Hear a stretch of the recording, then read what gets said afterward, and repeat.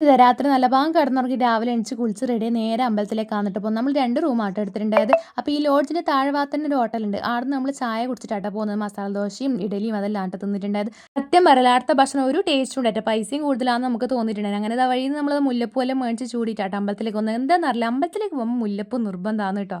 അമ്പലത്തിൽ തിരക്ക് കൂടുതലായിരിക്കും എന്ന് വിചാരിച്ച് നമ്മൾ ചായയെല്ലാം കുടിച്ചിട്ടാട്ടോ അമ്പലത്തിലേക്ക് വന്നത്. പക്ഷെ നമ്മൾ വിചാരിച്ചത്ര തിരക്കൊന്നും അമ്പലത്തിലുണ്ടായിട്ട. അമ്പലത്തിൽ കയറി തൊഴുതു പ്രാർത്ഥിക്കുകയും എല്ലാം ചെയ്തിട്ട് നമ്മൾ പുറത്തിറങ്ങുമ്പോൾ ഇതാ ഒരാൾക്ക് വേണ്ടി നമ്മൾ വെയിറ്റ് ചെയ്ത് നിൽക്കുന്നുണ്ട് ട്ടോ. വേറെ ആരുമല്ല. ഇത് ആരും നിങ്ങൾക്ക് അറിയുമല്ലോ. പറയേണ്ട ആവശ്യമില്ലല്ലോ അല്ലേ. ഇവർ അമ്പലത്തിനകത്ത് കയറി നമുക്ക് വേണ്ടിയിട്ടുണ്ടായിന് ട്ടോ. അപ്പോൾ അവർക്ക് വരുന്നത് കൊണ്ട് കാത്തു നിന്ന് നമ്മൾ ഒരു ഫോട്ടോ എടുത്തു. അങ്ങനെ കുറേ സമയം ആടെ ഇരുന്നു. പിന്നെ കുറച്ച് ഫോട്ടോയും വീഡിയോസും എല്ലാം എടുത്ത് പുറത്തേക്ക് ഇറങ്ങുമ്പോൾ കണ്ടോ നല്ല പശു ഉണ്ട് കേട്ടോ അതിൻ്റെ പുറത്ത് തന്നെ. പിന്നെ ചന്തയിൽ കയറ്റി വെറുതെ തേരാപ്പാര നടന്നിട്ട് എന്തോ 2, 3 സാധനം മേടിച്ചു. പിന്നെ റൂമിൽ എത്തിയിട്ട് ഇതും കൊണ്ട് കുറേ സമയം അവിടെ കളിച്ചിട്ടുണ്ടായിന് ട്ടോ.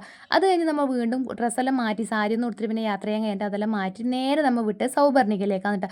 സൗപർണിക നദി ആ ഒരു പണ്ടത്തെ ആ ഒരു രസമില്ല കാണാൻ വേണ്ടിയിട്ട് സത്യം പറയാലോ. അവിടെ നിറച്ചും കുരങ്ങന്മാരുണ്ട്. മാഷേട്ടൻ അവിടെ നിലക്കാട്ടുള്ള പോലത്തെ ആ ഒരു സംഭവമില്ലേ അതും മേടിച്ചിട്ട് കൊടുക്കുന്ന സമയത്തില്ല ആ പാക്കറ്റ് പൊട്ടിക്കാൻ വരെ സമ്മതിച്ചിട്ടുണ്ട്. അപ്പോഴത്തേക്ക് അപ്പുറത്തും ഇപ്പുറത്തും എല്ലാം വന്നിട്ടുണ്ടായിന് ട്ടോ. കുറേ സമയം അവിടെ നിന്ന ശേഷം നമ്മൾ തിരിച്ചു വിട്ടാ. തിരിച്ചു വരുന്ന സമയത്ത് വഴിയിൽ കുറേ പോയിട്ട് എത്തുമ്പോൾ അവിടുന്ന് ഓറഞ്ച് മേടിച്ച് തിന്നു എല്ലാവരും കൂടിയിട്ട്.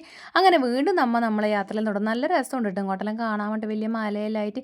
അങ്ങനത്തെ ഉച്ചയാകുമ്പോഴത്തേക്ക് എല്ലാവർക്കും വിശന്ന സമയത്ത് എല്ലാവരും മീൽസ് മേടിച്ചു വിട്ടാൽ ഞാൻ പലാവ് വന്നിട്ട് മേടിച്ചിട്ടുണ്ടായത്. പിന്നെ വെച്ചാൽ ഇവിടുത്തെ ഫുഡ് വലിയ നല്ല അടിപൊളി ഫുഡ് എന്നൊന്നും പറയാൻ എന്നാലും ഒപ്പിക്കാട്ടോ. അങ്ങനെ നമ്മൾ വീണ്ടും നമ്മളെ യാത്ര തുടർന്ന് വലിയ ചുരം പോലത്തെ ഒരു സ്ഥലം കയറിയിട്ട് വേണം നമുക്ക് അടുത്ത സ്ഥലത്തേക്ക് എത്താൻ വേണ്ടിയിട്ടാണ്. അങ്ങനെ കുറേ സമയം നമ്മൾ ചുരം കയറി ഫോറസ്റ്റിലൂടെ വന്നിട്ട് അതിൻ്റെ ഇടയ്ക്ക് വഴിയിൽ വെച്ചിട്ട് നമുക്ക് അക്കരിക്കാൻ മുറിച്ച് വെക്കുന്നുണ്ടായി.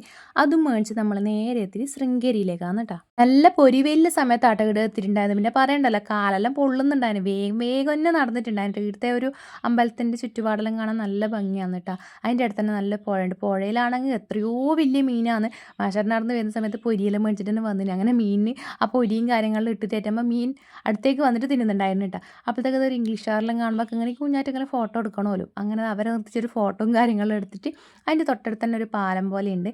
അതിലെല്ലാം കയറിയിട്ട് കുറേ സമയം അങ്ങോട്ടും ഇങ്ങോട്ടും നടന്നു കേട്ടോ. കുറേ നേരം അവിടെ നമ്മൾ ചുറ്റിക്കറങ്ങിയ ശേഷം തിരിച്ച് വീട്ടിലോട്ട് വരുന്ന വഴി ബൈക്കിൽ നിന്ന് മുണ്ടച്ചക്ക വെക്കുന്നുണ്ടായിനി.